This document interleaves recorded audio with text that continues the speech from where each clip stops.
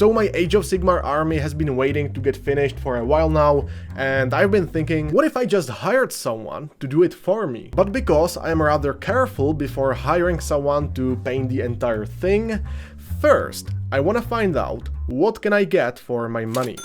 And this is a good question to ask not only for your army level tabletop gaming pieces, but also for display miniatures that are meant to be cherished in your cabinet. So indeed, I went on a journey to find out just that. I took 4 gaming minis and 4 minis that I want for my cabinet. And I went to find out my commission painters.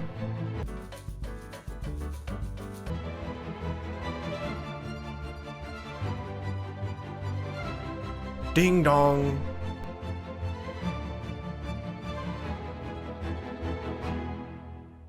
This is Vladia. You might remember him from one of my videos. He is a man of great skill, but also wisdom. There was a lot of love put into the base, but maybe sometimes less love is good. And now I'm gonna ask him to paint something for me. Just an army painted piece? Yeah. So how much would you charge for this piece? I would say $40 for our second tabletop standard. And then I asked about the display piece. Can you just look at it and tell me what would you charge for that? The best display quality will be $200. And that's not bad, but not exactly cheap either. But we'll see what he comes up with. To compare the final result and pricing, I hired 3 more painters. However, not everyone gets the same minis. So while everyone gets pretty much the same squighopper miniature, because it's for my army after all, 2 painters will get 1 display miniature and the other 2 will get another one. Because I don't want 4 of the same miniature. So how much would you charge for that? Basic tabletop, it will be 450 crowns. Yeah, I would say like 25 or 30 euros, perhaps. I think like around 15 euros. Then I have this miniature that I want painted to like a display level. How much would you charge for that? I guess like 150 euros. So it will be 150. 2000 or 3000 crowns. So for the tabletop miniatures for my army, I got rates between $15 to $40. And for the display pieces, I got quotes between $100 to $200. So this will make a nice comparison. But to add another layer of comparison, I will paint these minis myself.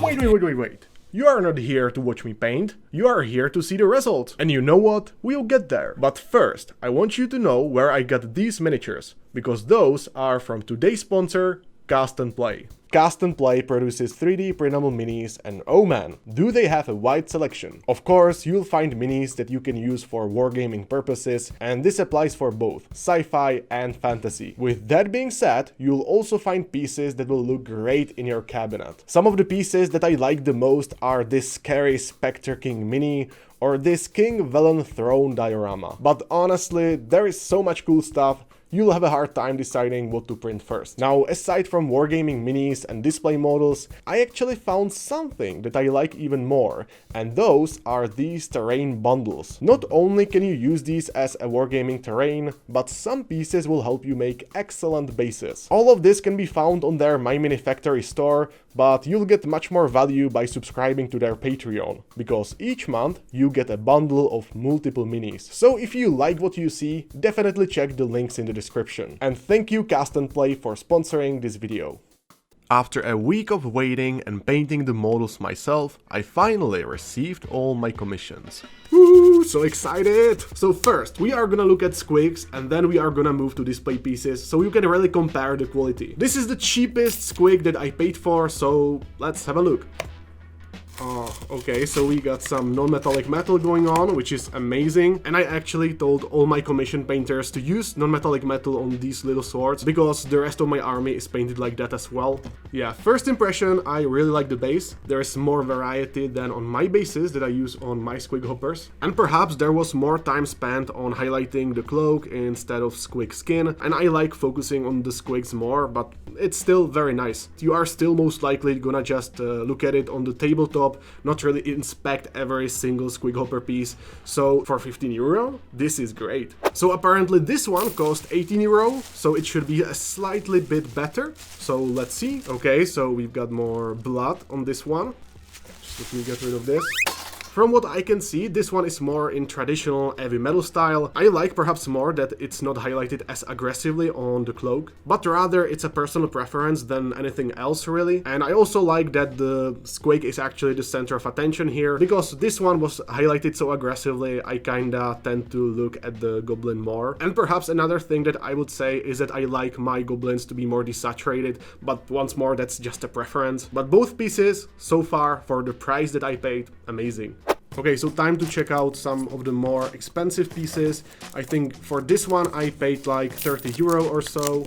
Very nice packaging. Alright. In this case, I think there was more attention put into the base. I also like the teeth a bit more. Also notice how with this one, the painter actually used some volumetric highlights. For example, here, there is some nice shading right here. It's not really the case that there were any volumetric highlights on these guys. But yeah, so far I am super happy. Right here. Oh. Okay, so this is very different color scheme than I imagined. Definitely more attention put into the cloak. I think I forgot to tell Vladia to use black, but here we are. On the other hand, I think the base here is the most simple, which is not really a problem. After all, the model should be the focus. I think I like the skin of the squig the most here. It's really gonna stand out in my army because all of my squigs are basically just red. Clearly, you can see that what you pay for is what you get, so let's move to display pieces. Oh, don't tell me that he chose the same color scheme. No way. Okay, so this is quite awkward. I totally thought that none of these guys will select red as their main color. What I like here the most is definitely the sword. Also quite like the base, but somewhere it looks like he had a bit too much fun, if you know what I mean. Really like the freehands, that's something that I should have done myself. But on the other hand, I would imagine more work with the volumes and volumetric highlights. Other than that, it's fine. I think that this is really a challenging model because of all the volumes and soft edges. So yeah. Clown Fiesta, okay. So this cost me 150 euros and it's the same display piece. I really hope it's not red. Okay, so the same sword color as this guy and...